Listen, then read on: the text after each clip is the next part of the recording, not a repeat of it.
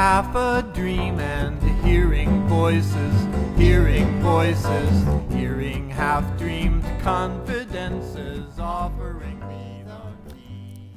Step 17 is called attack.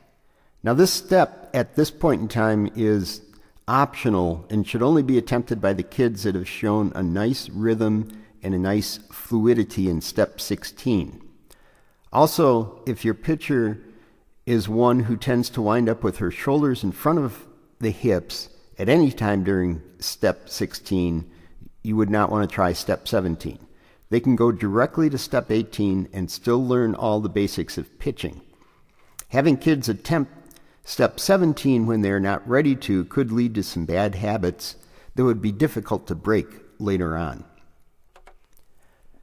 This step is essentially similar to step 16 with two differences.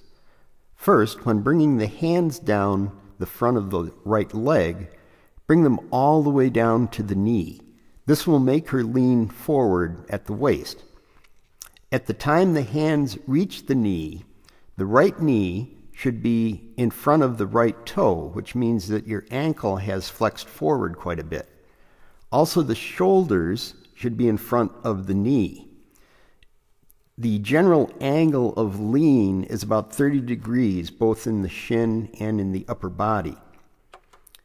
Now the hands continue being together, and they start the circular motion, and they both reach out towards the target as far as they possibly can.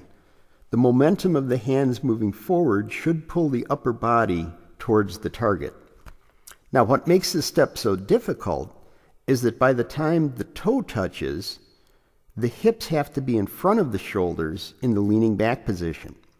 In order to make that happen, the right leg must push really, really hard to propel the lower body ahead of the upper body. Many young pitchers cannot physically do this, and it is better for them to skip this step until they have developed enough leg strength and coordination to be successful at it. But for those who are continuing with this step, here's what will happen next. The right foot will pull away from its starting point as the hips move in front of the shoulders. Now, as long as the right foot remains in contact with the ground, this is legal, at least as of 2013 when I'm recording this. When the left toe touches, the left leg should have a slight flex in the knee to absorb the impact of hitting the ground. As the hand is beginning to come through past the hip, the left knee firms up as the heel touches the ground, which provides for a better platform to execute the whipping motion. Voices tell us what to do.